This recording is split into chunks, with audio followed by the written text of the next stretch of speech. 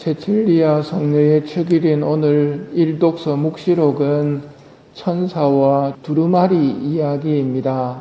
하늘에서 소리가 들려옵니다.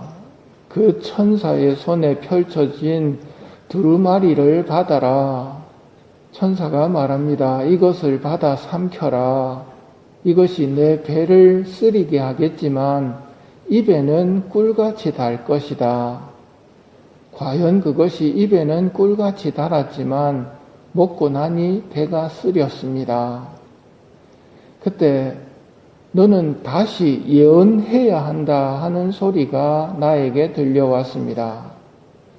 입에는 꿀같이 달지만 배는 아프다 라는 말의 뜻은 좋은 말씀이지만 그 말씀이 성취되기까지는 노고가 따른다는 의미입니다. 구원된 사람들에 관한 계시가 요 앞 묵시록 7장에 나오는데 아무도 수를 셀 수 없을 만큼의 큰 무리가 있었습니다. 모든 민족과 종족과 백성과 언어권에서 나온 그들은 희고 긴 겉옷을 입고 야자나무 가지를 들고서 어좌 앞에 또 어린 양 앞에 서 있었습니다. 그들은 큰 소리로 외쳤습니다. 구원은 어좌에 앉아 계신 우리 하느님과 어린 양의 것입니다. 구원은 우리 하느님과 어린 양의 것입니다. 그러자 모든 천사가 얼굴을 땅에 대고 엎드려 하느님께 경배하며 아멘, 우리 하느님께 찬미와 영광과 지혜와 감사와 영예와 권능과 힘이 영원 무궁하기를 빕니다. 아멘 하고 화답합니다. 그때 셀 수 없을 만큼의 큰 무리의 사람들, 구원의 환호성을 외치는 사람들이 누구인지 한 원로가 알려줍니다. 저 사람들은 큰 환난을 겪어낸 사람들이다. 저들은 어린 양의 피로 자기들의 긴 겉옷을 깨끗이 빨아 희게 하였다. 구원받은 사람들은 누구인가? 어린 양의 피로 자기들의 겉옷을 깨끗이 빨아 희게 한 사람들이 구원받은 사람들입니다. 어린 양의 피로 깨끗하게 되었다는 말, 죄를 사하여 주려고 너희와 많은 일을 위하여 흘릴 피다. 예수님께서 피를 흘리신 이유는 죄를 사해 주시기 위해서, 깨끗하게 만들기 위해서입니다. 고해 성사를 통해서 늘 깨끗함을 유지해야 합니다. 구원받은 그 사람들은 성전에서 밤낮으로 그분을 섬기고 있다.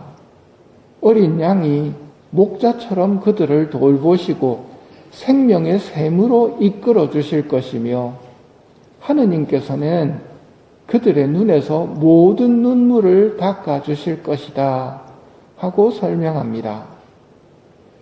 입에는 꿀같이 달지만 배는 아프다. 모든 눈물을 닦아주신다 라는 말은 배는 아프다는 말과 통하는 말입니다. 구원받은 모든 사람들은 어린 양의 피로 자기들의 긴 겉옷을 깨끗이 빨아 희게 한 사람들입니다. 두 번째로 구원받은 사람들의 특징은 자기 십자가를 지고 예수님을 따른 사람들입니다. 그래서 배는 아프다. 고통스러울 수밖에 없지만 고통이 목적이 아니라 구원을 위한 과정 속에서 자기 십자가는 지는 사람이 구원받고 자기 십자가를 내팽개치는 사람은 구원받을 수가 없는 것이지요. 목자를 따라 걷는 구원의 길이 좁고도 비좁지만 끝까지 자기 십자가를 지고 목자를 따른 사람들, 그들이 구원의 환호성을 외치는 사람이 됩니다.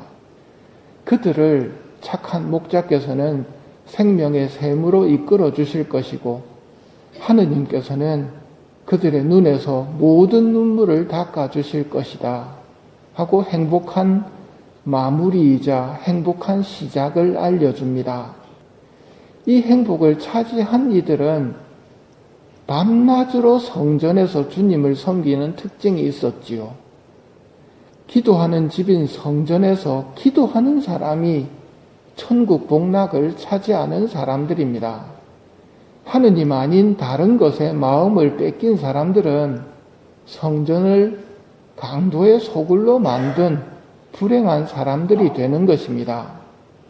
제칠리아 성녀는 하느님과 함께하는 영원한 행복과 잠깐이면 지나가는 현세를 구별할 줄 아셨기에 참 행복을 선택하고 하느님을 사랑하는 삶을 통해 착한 목자의 행복한 양떼 무리에 들게 됩니다. 기도하는 집인 성전은 이중의 의미를 지닙니다. 하느님이 현존해 계신 이곳이 성전입니다. 하느님이 현존해 계신 곳이 성전이라면 영성체하고 난 다음 우리 신자들의 몸도 성전이 된다는 말입니다. 그렇다면 내가 성전지기가 되는 겁니다. 내 마음의 성전의 책임은 오롯이 나에게 있습니다. 나에게 오신 예수님을 어떻게 내가 섬기고 있는가? 영성체를 하고 성전이 되자마자 하느님으로부터 고개를 돌려버리고 세상 것을 보게 되는 순간 강도의 소굴로 만드는 것이 됩니다. 오늘 복음의 내용을 성전 정화라고 합니다. 성당 청소하지요. 아무리 깨끗하게 쓴다고 해도 어쩔 수 없이 먼지가 쌓입니다. 내 마음의 성전도 마찬가지입니다. 늘 쓸고 닦으면서 예수님과 도란도란 이야기를 나누어야 합니다. 그분을 외롭게 무관심 속에서 내버려 두는 것 자체가 죄이기 때문입니다. 근데 현실적으로 성당을 자주 올 수 없는 분들이 있습니다. 환자라든지 군인이라든지 또 내 여건이 지금은 성당에 갈 수 없다. 이때 신령성체를 하십시오.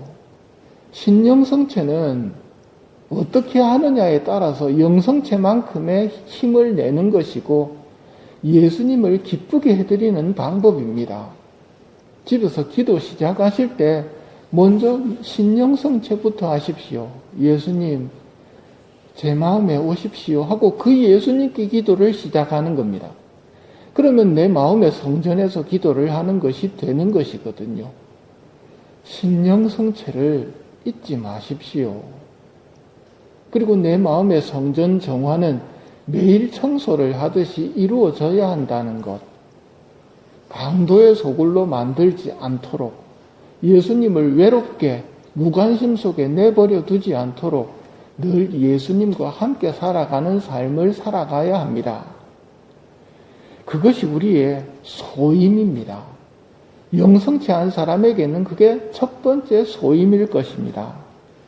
하느님을 항상 첫 자리에 두고 살았던 제칠리아 성녀처럼 우리도 하느님과 함께 살아갈 수 있는 은총을 청하며 이 미사를 봉헌합시다.